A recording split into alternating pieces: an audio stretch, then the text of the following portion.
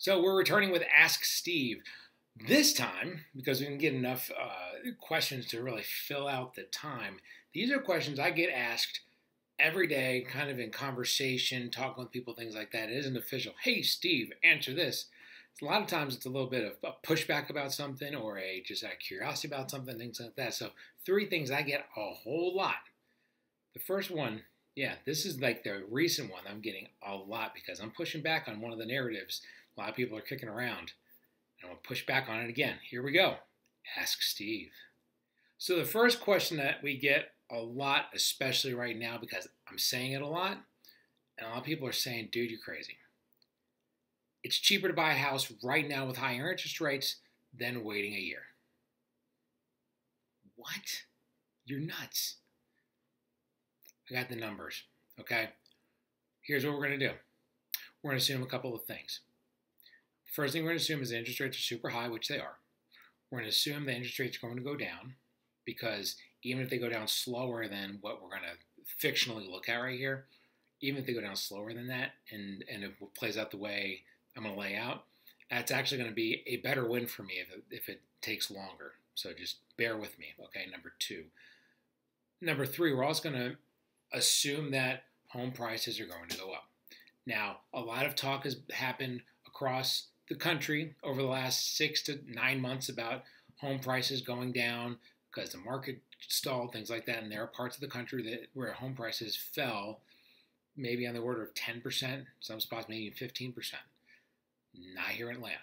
Here in Atlanta, I think at worst, you can say we probably went flat. Some spots may have gone down a little bit. I think some spots were thinking that the prices were where they were back at the beginning of April. Like if place down the street was selling for $500,000 and got a $600,000 offer, everybody's like, "Oh, now the price is $600,000." I don't know if that was the case or not. I think one house sold for $600,000. I think everybody was still at $500,000. I think prices are now somewhere in the low fives. It's gone flat for a while. Okay, so we say all of that to say, where are we going forward? We have an increase in number of buyers. We have an incredible lack of inventory. So higher demand, low supply. Prices are going up. I'm going to say on the order of 7% between now and 1 year from now. Home prices are going to go up 7%. Okay, that's my guess. The average is like 4 to 5.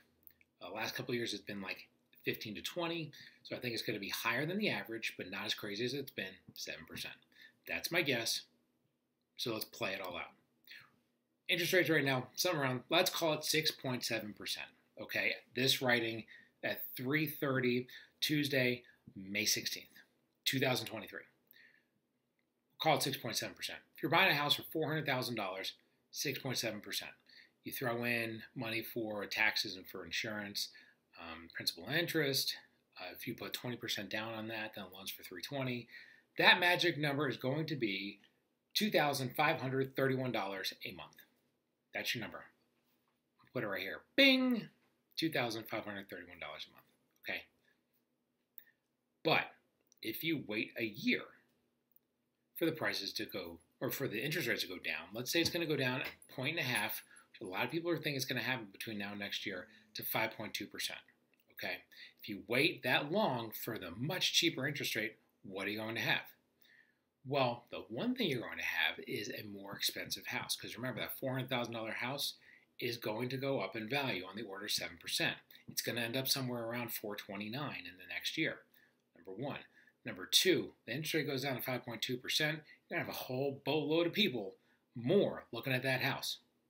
More than likely, you're going to have to overpay for that house. So you're going to have to buy it for $440 now. Okay? So, $440, but at 5.2%, again, paying taxes, insurance, all that stuff, $2,399. I'll put it right here. Boop. So it was $2,531, but if you wait a year, it's $2,399. So it's cheaper to wait, right, Steve? Actually, what if you do it the way I'm going to tell you to do it? You buy it now. You end up at $2,531. Yeah, it's an extra $140 a month. But you get the house at $400,000. And in 1 year, when the rates go down to 5.2%, you're going to refinance the house. $400,000, yeah, you're going to pay a little bit of the principal down, but you're going to roll some of that back in to pay for the closing costs of the refi. So or just to make life easy, $400,000, okay? If you're going to refi $400,000, 5.2%. So instead of getting a loan for a 440, you're getting a loan for 400. Guess what that is per month? I'm going to put it right here, 22, 23 a month. Much lower than if you were to wait a year. Yes, it's a pain in the butt to have to go through all that stuff. You're going to save, what is that? Sorry, numbers over here. I'm old, I can't remember all those numbers. And I haven't edited it yet, so I haven't put the numbers there. So that's about $175 better per month if you do it that way. Yeah, it's a little bit more for 1 year, and then you save $175 a month. What if the interest rates don't go down a point and a half in a year? What if it takes 2 years?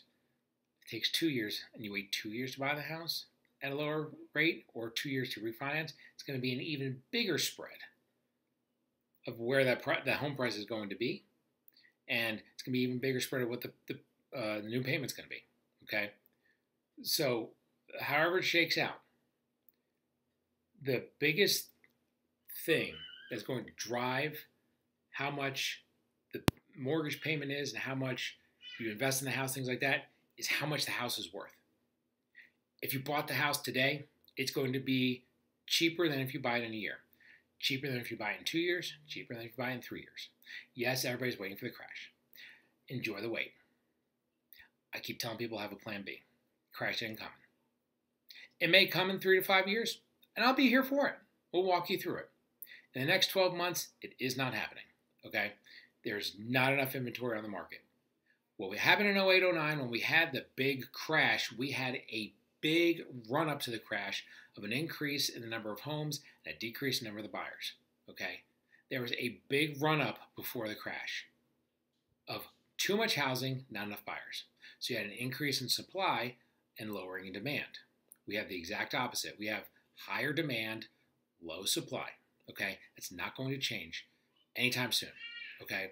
And when the interest rates go down into the fives, it's going to increase even more, okay? So all I'm saying is don't listen to the news. I used to work at the news. If it bleeds, it leads, okay? They're here to scare you so you watch them. I don't care if that's Fox. I don't care if that's CNN. I don't care if it's MSNBC, whatever it is, okay? On Twitter, on Facebook, on Instagram, whatever. If you're hooked, you're watching, they're making money, okay? I'm just shooting you truth. So watch me. I'll get paid for this, but anyway, there you go. That's why I think that if you buy it now, even at a higher interest rate, you're going to actually pay less money for the house. All right, so another question I get a lot, and I've never really addressed it on screen or on camera or in social or whatever, is why EXP? Why did I leave my previous brokerage, which was Keller Williams? Like, why? So I figure I've never talked about it. Let's talk about it. So here we go. First of all, if you are going to be changing brokerages, starting brokerages, or starting your real estate career and choosing brokerages, I should say, is there a difference between the brokerages from an actual brokering of the deal? Like an actual getting deals done type thing, like legally stuff, whatever. There's not really that much of a difference. All right, I'll be honest. EXP does a really good job. I've had no issues with them. My previous place, KW, did a really good job. Had no issues there either. I know Remax does good. Harry Norman, Coldwell Banker, Virtual Properties, they all do fine. All right, they all do a good job. The way that the technology is right now and the legalities are right now and the contracts are right now, there's I's to dot, T's to cross. There's so many different layers of looking over and looking over and looking over to be sure everything is airtight. Okay, so you're really not going to, from a brokering standpoint, not going to have a difference. So my question for anybody looking at the new brokerage is, where are you going to get the best deal for your business? Where are you going to get the best platform for your business? Where are you going to grow the most at your business? I know that when I was thinking about leaving KW at first, I was going to go to a brokerage that costs a little bit less, called a discount brokerage.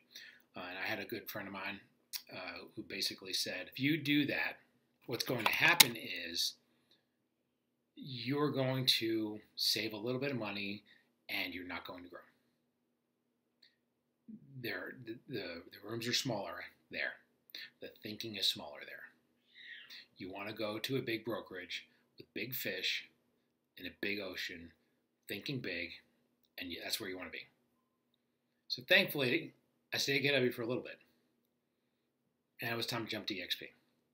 So why jump to EXP from KW? A couple reasons. Number one, I like EXP because of the fact that you are a stockholder at EXP when you start there. Your first deal, you get stock in the company. You're a shareholder in the company, you own the company. There's no public stock at KW, there's public stock at EXP. Is it an awesome stock? I mean, there are better on the market, there's worse on the market. Is it life-changing money that I've made in the last year or the last 2 years? Probably not yet.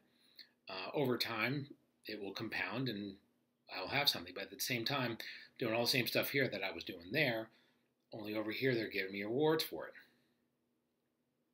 Not necessarily over there. Number one. Number two, rev share versus profit share.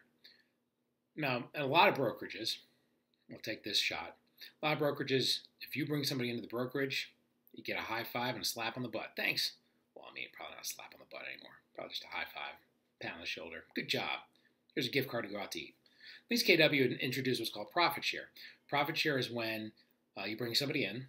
If they do good, you get profit share off the profit that they brought in. Kind of cool. Makes sense. Except for sometimes there's just no profit. Sometimes there's a lot of profit, sometimes a little profit, sometimes there's no profit. Right? Even when it seems like there should be a lot of profit, there's no profit. So that's how profit share works. Revenue share is different. Revenue share, that's a bill they got to pay at EXP. If you have somebody that comes in and joins you at EXP, they fully cap. As a sponsor, you make $2,800. That's the number. Hasn't changed in the 2 years I've been here. That's the number. Doesn't matter what market it is. Could be completely underwater. Could be completely on fire. Could be sideways. Could be up. Could be down. Could be green. Could be blue. Whatever market. $2,800. That's still, whatever that number is, still going to be better than it was when it was profit share. Okay? So rev share is better than profit share. Am I here because of the rev share? No. A lot of people do make the jump because of rev share, and they quickly find out that's not why you should jump to EXP. Okay? If you provide a lot of value and you provide a lot of help and you do a really good job, help people out, look attractive to other people, people want to gravitate towards you. So that's how I'm playing it. The people I have under me came to me because they see me thriving and they want to be part of it. So that's why they came. So I say that to say this. I like the rev share versus the profit share. Now, the other thing was there's a difference in culture. Okay, there was a culture that I left, which to me was not as much worried about where am I going with my business as it was how are we going to help a certain somebody with their business. Okay, all I'm going to say is at EXP, my sponsor and his sponsor and his sponsor and his sponsor, they all have a financial kind of windfall. They have a financial, reason for me to do good. So if I call any of them at any time with any question, they will answer the phone. They will send me stuff on how they run their business. They'll send me P&Ls. They'll send me 30, 60, 90s. They'll send me listing presentations. Their books are all wide open. That is not the culture I've seen at other places. Okay? That is not the culture I've seen at other places. The culture I've seen at other places is, I'll show you a little bit, and we're all part of the same team, except for the fact that we're not really part of the same team. EXP, we're all part of the same team. It is collaboration over competition. Okay? There's plenty of business to go around.